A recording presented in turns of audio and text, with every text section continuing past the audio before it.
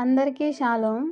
ఈరోజు సామెతల గ్రంథము 28వ అధ్యాయం నుండి 31వ అధ్యాయం వరకు. ఇందులో నుండి ప్రశ్నలకు సమాధానములు. మొదటి సమాధానము సురక్షితముగా 29వ అధ్యాయం 25వ వచనం. రెండవ సమాధానము బీదలకు ఇచ్చు వారికి 28వ అధ్యాయం 27వ వచనం. మూడవ సమాధానము అపకీర్తి 28వ అధ్యాయం 7వ వచనం. నాలుగవ సమాధానము కలహము 29వ అధ్యాయం 33వ వచనం. ఐదవ సమాధానము